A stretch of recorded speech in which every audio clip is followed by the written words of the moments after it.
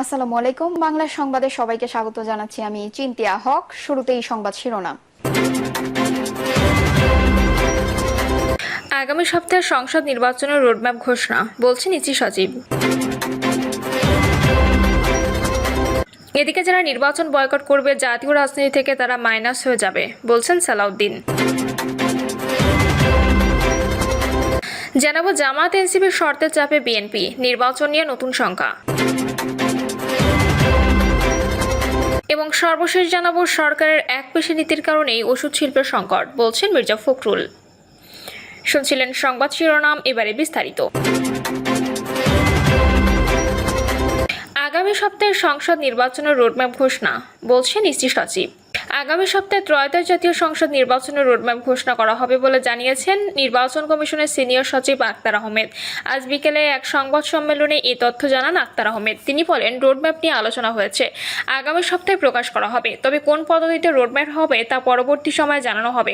প্রবাসীদের ভোটাধিকার প্রসঙ্গে ইসি সচিব জানান, এই বিষয়ে আরও আলোচনা বাকি আছে। আলোচনার পর সাংবাদিকদের অবহিত করা হবে। তিনি আরও জানান, নির্বাচনী পর্যবেক্ষণের জন্য এখনো পর্যন্ত ৩১৮টি আবেদন পেয়েছে কমিশন, যা যাচাই বাছাই চলছে। এদিন বিকেলে নির্বাচন কমিশনের নির্বাচন সংক্রান্ত নানা বিষয়ে বৈঠক অনুষ্ঠিত হয়। বৈঠক শেষে জাতীয় পার্টির মহাসচিব শামীম হায়দার পাটোয়ারি সাংবাদিকদের বলেন, জাতীয় পার্টি ভবিষ্যতে সুষ্ঠু নিরপেক্ষ সংবিধান অনুযায়ী নির্বাচন চায়। তিনি সুষ্ঠু ভোটের জন্য বর্তমান সরকারের উপর আস্থার কথাও জানান। একই সঙ্গে দলের একটি গ্রুপের ভারপ্রাপ্ত চেয়ারম্যান নিয়োগকে অবৈধ বলে মন্তব্য করেন জাতীয় পার্টির এই নেতা। এর আগে গত 7ই আগস্ট সচিবালয়ে মন্ত্রিপরিষদ সভাকক্ষে উপদেষ্টা পরিষদের বৈঠকে প্রধান উপদেষ্টা অধ্যাপক মোহাম্মদ ইউনুস বলেছেন, একটি সুষ্ঠু নির্বাচন নিশ্চিত করাই অন্তর্বর্তী সরকারের প্রধান কাজ। বৈঠক শেষে সংবাদ সম্মেলনে প্রধান উপদেষ্টা প্রেস সচিব শফিকুল আলম বলেন, সভার শুরুতেই প্রধান উপদেষ্টা বলেছেন, 5ই আগস্ট আমার প্রথম অধ্যায় শেষ হয়েছে, আজ থেকে দ্বিতীয় অধ্যায় শুরু হয়েছে। এখন আমাদের প্রধান কাজ হচ্ছে একটি সুষ্ঠু নির্বাচন নিশ্চিত করা। এর আগে গত 6ই আগস্ট প্রধান উপদেষ্টার কার্যালয়ে নির্বাচন কমিশনকে চিঠি পাঠিয়ে 2026 সালের ফেব্রুয়ারি রমজানের আগেই পরবর্তী জাতীয় সংসদ নির্বাচন আয়োজনের জন্য সব প্রস্তুতি সম্পন্ন করতে বলেছে। এই চিঠির মাধ্যমে নির্বাচন আয়োজনের জন্য নির্বাচন কমিশনকে সরকারের অনুরোধের আনুষ্ঠানিকতা সম্পন্ন হয়েছে। ইসি সূত্র জানিয়েছে, জাতীয় সংসদ নির্বাচনে কৃত্রিম বুদ্ধিমত্তা ব্যবহার পুরোপুরি নিষিদ্ধ থাকবে। ভোটারদের বিভ্রান্ত করতে ডিপফেক, মিথ্যা, পক্ষপাতমূলক, অপপ্রচারমূলক, কুৎসা ও মানহানিকর কন্টেন্ট সামাজিক যোগাযোগ মাধ্যমে প্রকাশ করা যাবে না। এমনকি প্রার্থী ও দলীয় নেতাদের চেহারা বিকৃত করে কোনো প্রচার চালানো যাবে না।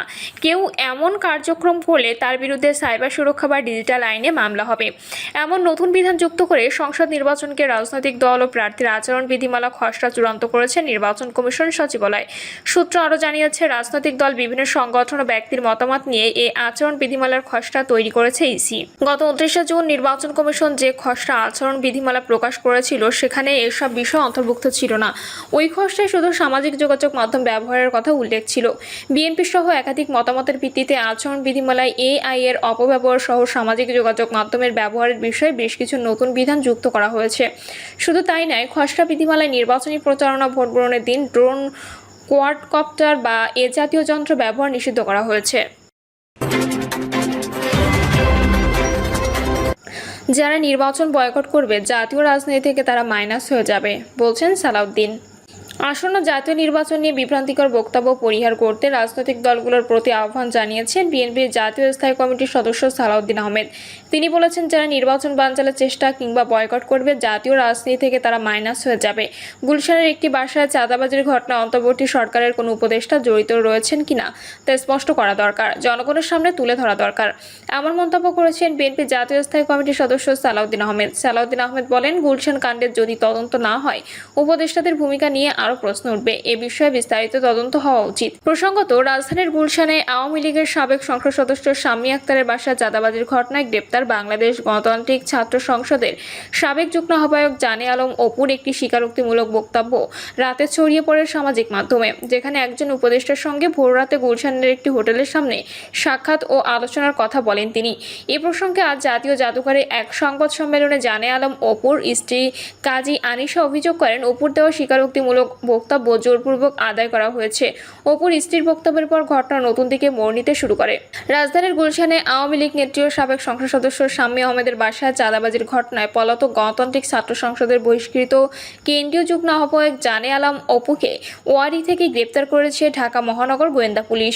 শুক্রবার ডিএমপির মিডিয়া ও পাবলিক রিলেশনস বিভাগের উপপুলিশ কমিশনার মোহাম্মদ তালেবুর রহমান এই তথ্য নিশ্চিত করেছেন। চাঁদাবাজির ঘটনায় এর আগে বৈষম্য বিরোধী ছাত্র আন্দোলনের সাবেক নেতা আব্দুর রাজ্জাক বিন সোলাইমান ওরফে রিয়াদ, ইব্রাহিম হোসেন ওরফে মুন্না, সাকাদাউন সিয়াম, সাদমান সাদাব ও অপ্রাপ্তবয়স্ক একজনকে গ্রেপ্তার করে গুলশান থানা পুলিশ। আটক হওয়া প্রাপ্তবয়স্ক 4 আসামি রিমান্ডে রয়েছেন।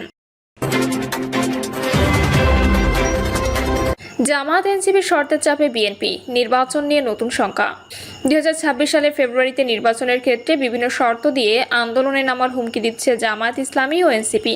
যখন অন্তর্বর্তী সরকারের পক্ষ থেকে ভোটের সুনির্দিষ্ট সময় ঘোষণা নিয়ে সেই লক্ষ্যে প্রস্তুতি নেওয়ার কথা বলা হচ্ছে, তখনও সেই নির্বাচনের সন্দেহ, সংশয় এবং অনেক প্রশ্ন উঠছে।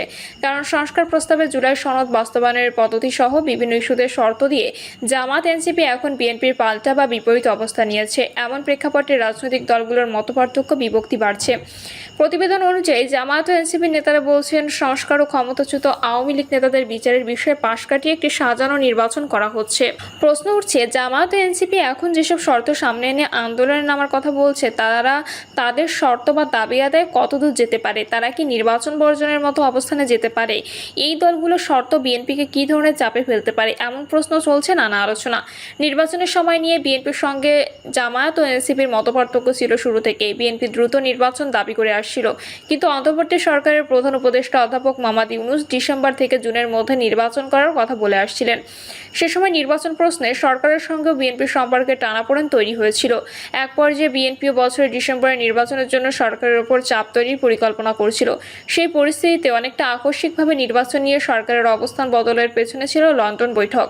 প্রধান উপদেষ্টা লন্ডন সফরে গত 13 জুন সেখানে অবস্থানরত বিএনপির ভারপ্রাপ্ত চেয়ারম্যান তারেক রহমানের সঙ্গে বৈঠক করেন এবং বৈঠকের পর যৌথ বিবৃতি দেওয়া হয়। এই বিবৃতিতে ফেব্রুয়ারিতে নির্বাচনের ব্যাপারে তাদের একমত হওয়ার কথা বলা হয়েছিল। লন্ডন বৈঠক এবং তারপর একটি দলের নেতার সঙ্গে নির্বাচনের ব্যাপারে যৌথ বিবৃতি দিয়ে অসন্তুষ্টি প্রকাশ করেছিল জামায়াত, এনসিপি সহ বিভিন্ন দল। শেষ পর্যন্ত ফেব্রুয়ারিতে রোজার আগে নির্বাচনের ঘোষণা আসার পর তাকে জামায়াত, এনসিপি বা কোনো দলই আপত্তি করেনি। তবে জামায়াত, এনসিপি নির্বাচনের আগে সংস্কার প্রশ্নে জাতীয় সনদ বাস্তবায়নের শর্ত বা দাবি তুলেছে। এমনকি জাতীয় সংসদে চলমান নির্বাচনের প্রস্তুতি পদ্ধতি পাল্টিয়ে ভোটের আনুপাতিক হার বা পিআর পদ্ধতি চালু করার দাবিকেও সামনে আনছেন জামায়াত। ভোট যখন এগিয়ে আসছে, দল দুটি এক ধরনের চাপ অনুভব করছে বলে মনে করছেন রাজনৈতিক বিশ্লেষকদের অনেকে। এর ব্যাখ্যায় তারা বলছেন, আওয়ামী লীগের শাসনের পতনের, গণঅভ্যুত্থানের ছাত্র নেতৃত্বের দল হিসেবে জাতীয় নাগরিক পার্টি বা এনসিপির প্রভাব রয়েছে অন্তর্বর্তী সরকারের উপর এবং রাজনীতিতে, কিন্তু ভোটের রাজনীতিতে বা সংসদের কোনো একটি আসনে এককভাবে জিতে আসা এখনও সেরকম অবস্থান তৈরি করতে পারেনি এনসিপি। এই বাস্তবতা এখন বিবেচনায় নিতে হচ্ছে দলটিকে। ফলে নিজেরা যখন চাপ অনুভব করছে, তখন তারা বিভিন্ন দাবি বা শর্ত তুলে সরকার বা অন্য দলগুলোর উপর চাপ তৈরি করতে চাইছে। বিশ্লেষকদের কেউ কেউ আবার মনে করে, ভোটের রাজনীতিতে যেহেতু ভালো অবস্থান বা সেভাবে সম্ভাবনা তৈরি করা যায়নি, সেজন্য আসন নিয়ে সমঝোতা বা দর কষাকষি চিন্তা থেকেও বিএনপির উপর চাপ তৈরির কৌশল নিয়ে থাকতে পারে এনসিপি। যদিও তা মানতে রাজি নন দলটির নেতারা। এনসিপির সদস্য সচিব আক্তার হোসেন বলেন, সংস্কার ও বিচারের বিষয়কে পাশ কাটিয়ে এখন নির্বাচনকে অগ্রাধিকার দেওয়া হচ্ছে। এই কারণে মানুষের প্রত্যাশা চির ধরেছে। নির্বাচন নিয়ে জামায়াত ইসলামীর এক ধরনের চাপে পড়েছে বলা যায়। দলটির সাংগঠনিক শক্তি আছে এবং সে কারণে রাজনীতিতে তাদের একটি অবস্থান রয়েছে, কিন্তু জামায়াতের সাংগঠনিক শক্তির বাইরে সাধারণ মানুষের বিস্তৃত বা ব্যাপক সমর্থন নেই বলে বিশ্লেষকরা মনে করেন। অন্যদিকে নির্বাচন ইস্যুতে সরব থাকা বিএনপির প্রতি সাধারণ মানুষের সমর্থন বিস্তৃত, ব্যাপক। গত বছরের রাজনৈতিক পট পরিবর্তনের পর আওয়ামী লীগের অনুপস্থিতিতে বিএনপির সমর্থন আরও বেড়েছে। ফলে ভোট হলেই বিএনপি ক্ষমতায়, এ ধরনের আলোচনা রয়েছে রাজনীতিতে। দল ক্ষমতার দ্বারপ্রান্তে এমন সম্ভাবনা যখন দেখা যাচ্ছে, সে সময় বিএনপির কোনো নেতা বা প্রার্থী পরাজিত হলে চাইবেন না বলে মনে করেন রাজনৈতিক বিশ্লেষকেরা। আর এই পরিস্থিতি চাপে ফেলেছে জামায়াতকে। সে কারণে দলটি লেভেল প্লেইং ফিল্ড বা সব দলের জন্য সমান সুযোগ তৈরি করা সহ বিভিন্ন দাবি তুলেছে। এ ধরনের চিন্তার কারণ হিসেবে দলটি বেশ কিছু বিষয় ও অভিযোগ সামনে আনছেন। তাদের বড় অভিযোগ হচ্ছে, তারেক রহমানের সঙ্গে প্রধান উপদেষ্টা লন্ডন বৈঠকের পর থেকেই সারা দেশে প্রশাসন বিএনপির প্রতি দুর্বলতা দেখাচ্ছে। প্রশাসন বিএনপির দিকে ঝুঁকে পড়েছে, ফলে অন্য দলগুলোর জন্য লেভেল প্লেইং ফিল্ড থাকছে না। প্রিয় দর্শক, এই ছিল এখনকার সর্বশেষ সংবাদ। আপডেট সব সংবাদ পেতে চ্যানেলটি সাবস্ক্রাইব করে বেল আইকনটি ক্লিক করে রাখুন।